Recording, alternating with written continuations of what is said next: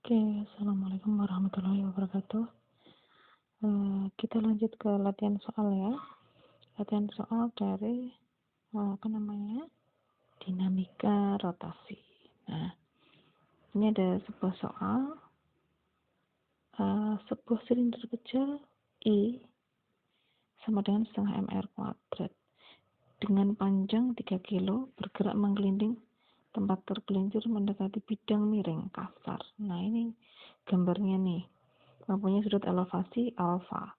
Dengan sin alfa, ini alfa ya. Dengan sin alfa sama dengan 0,6. Jadi nilai sin alfanya itu 0,6. Jika percepatan gravitasi 10 meter per sekon kuadrat dan kecepatan awalnya itu, maka panjang lintasan bidang miring yang ditempuh sebelum berhenti adalah, nah ini yang ditanya. Oke. Nah, berarti sebelum ke perhitungan, maka harus analisa dulu bagaimana kejadiannya.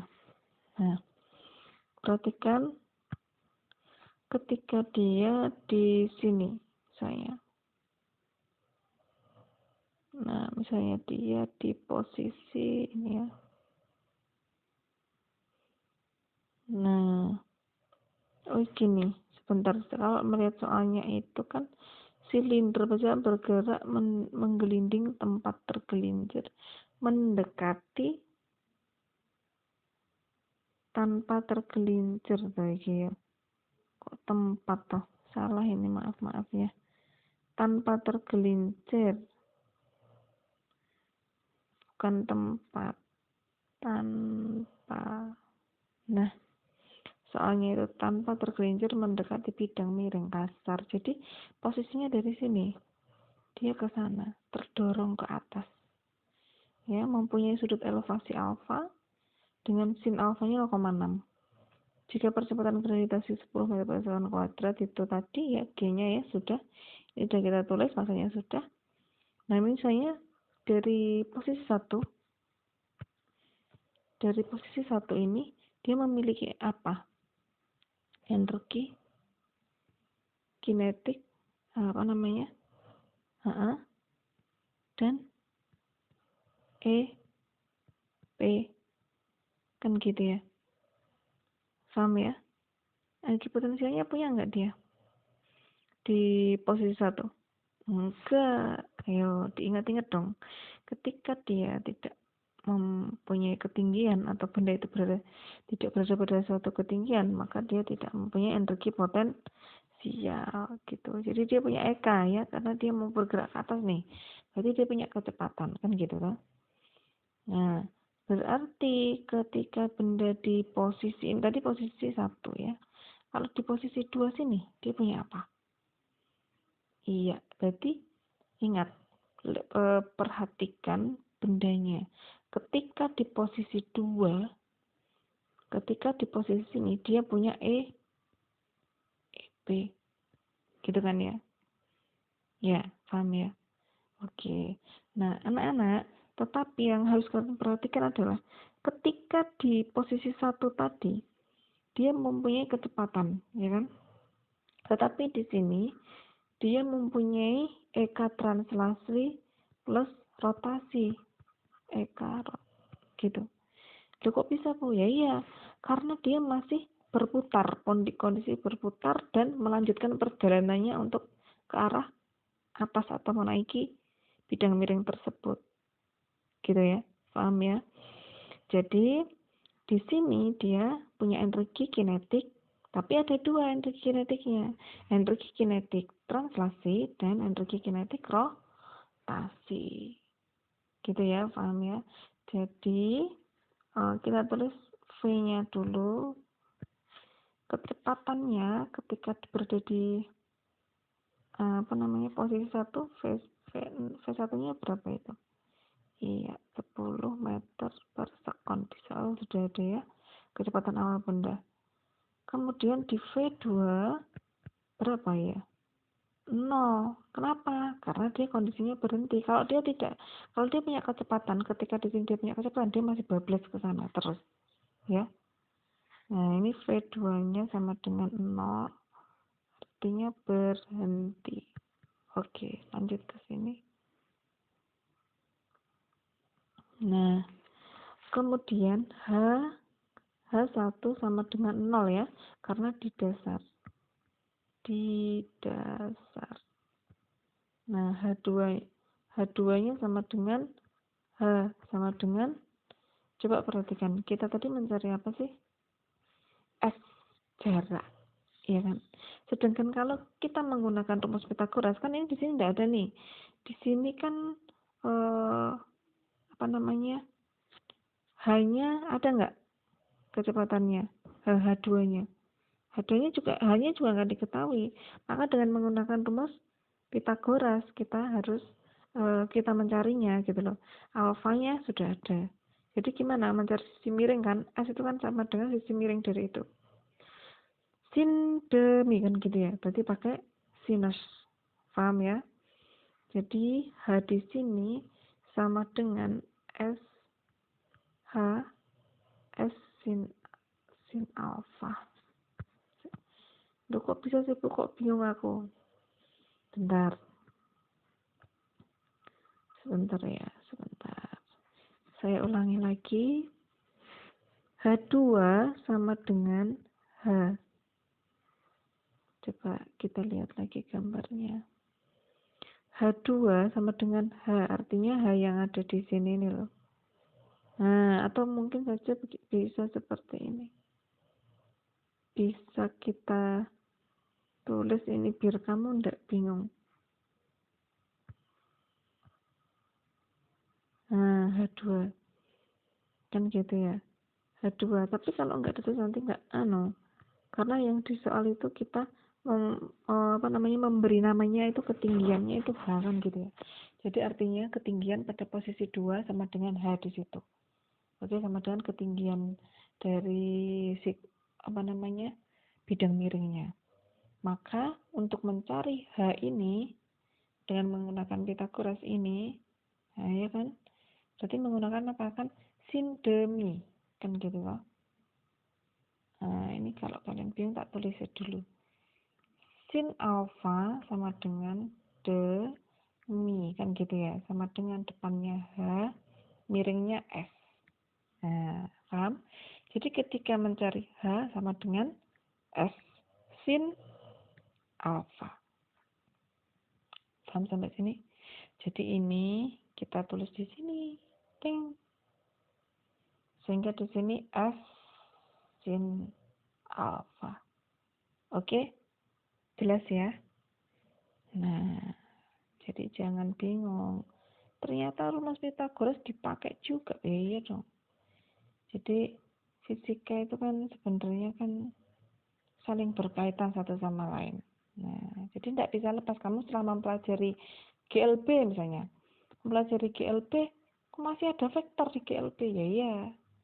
Sebelumnya kita sudah mempelajari vektor, tapi ternyata vektor masih dipakai di bab selanjutnya kan begitu. Loh, hubungannya apa GLB dengan vektor? Ya itu vektor posisi. Nah, itu kalau membahas vektor.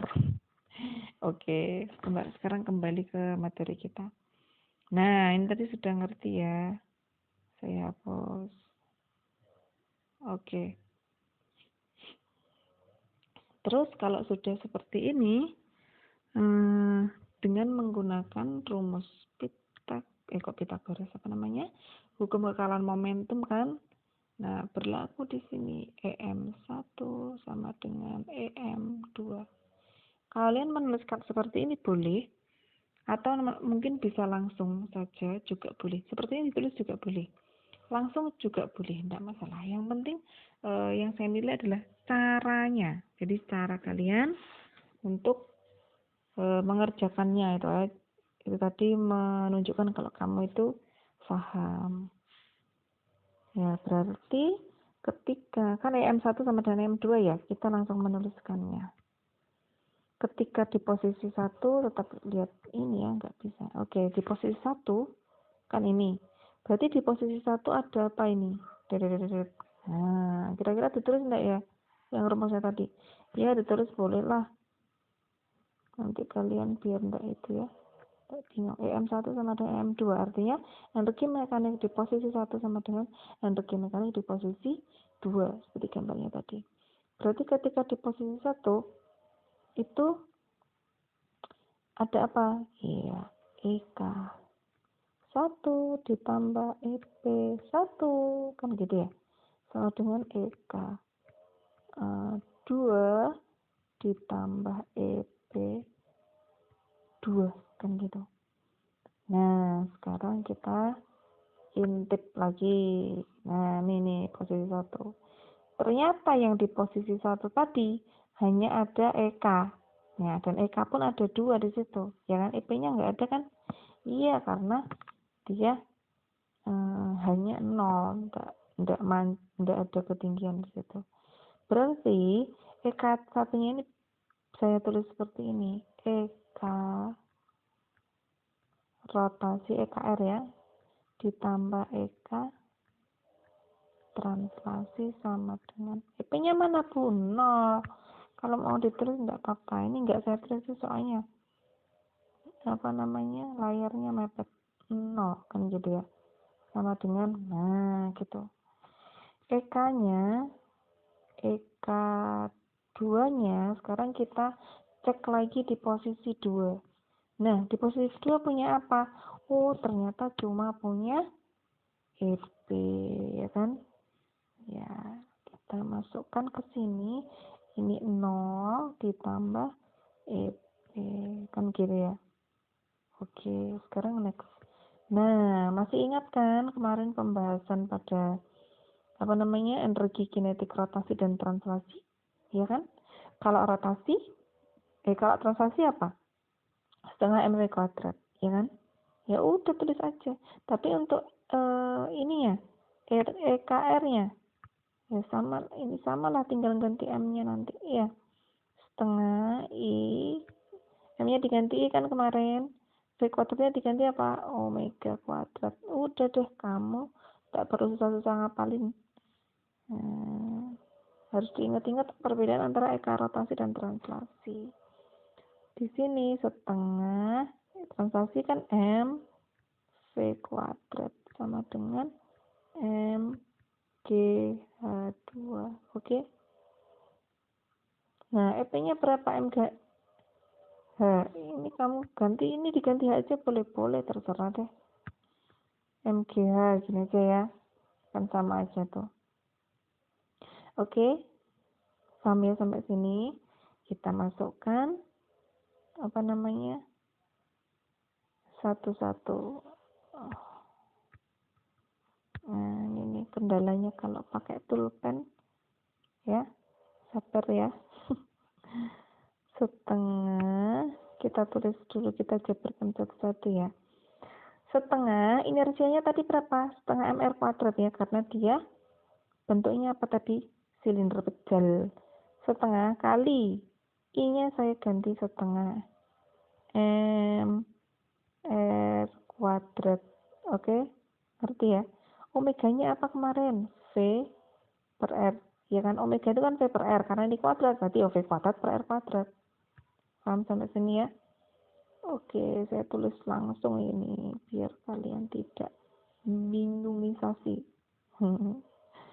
Nah, ditambah setengah M V kuadrat sama dengan M G H. Nah, H-nya kita tulis dulu aja deh. Nggak usah diganti-ganti, nggak cukup itu soalnya. Oke, kalau sudah, ini tadi batas loh ya.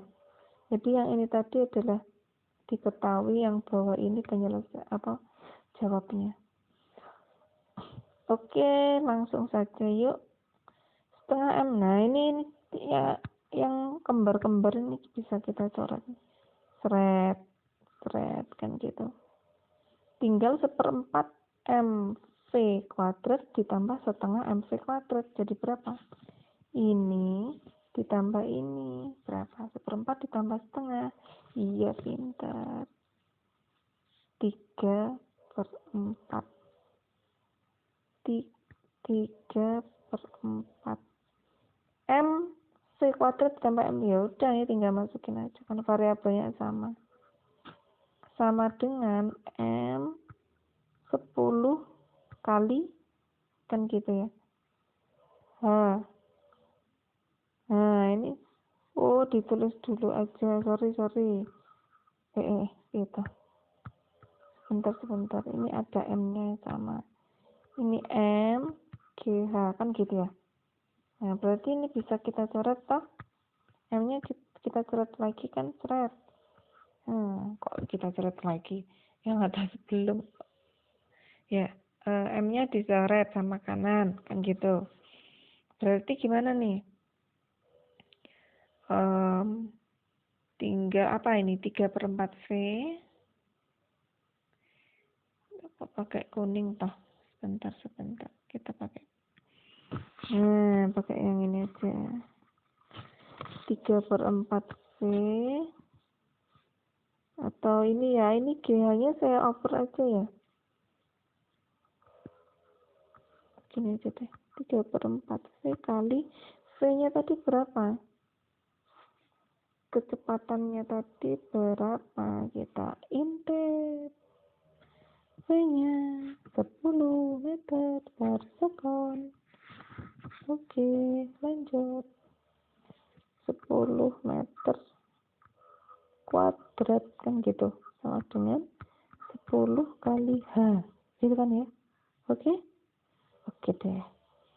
10 kuadrat dibagi berapa ini? Dibagi 4 ya, 25 ini 75 dibagi 10 kan gitu. Berarti H sama dengan 7,5. Nah sekarang kita masukkan meter ini ya. Nah belum selesai ya, belum, hanya ketemu nih, berarti kan kita mencari S, sedangkan H tadi besarnya S sin theta, kan gitu ya. Nah sekarang kita cari bersama-sama. Bagaimana ini? H sama dengan S sin alpha, gitu ya. Sebenarnya yang tadi nggak usah jadikan koma aja nih. Nggak apa-apa, wis. Saya ganti aja lembarnya. Oke. H sama dengan apa tadi? S sin alpha ya. S sin alpha, kan gitu. Berarti sama dengan S hanya 7,5. 7,5 itu dikali berapa sih? 75/10 ya. Nggak enak nih desimal. 75/10. Sin tetanya tadi ada nilainya kan ya. Sin tetanya tadi berapa? Nah ini dia 0,6. 0,6. Nah gini, S sama dengan ini ke sini, berarti 75 dibagi 10 kali 0,6 berapa? Tulis aja.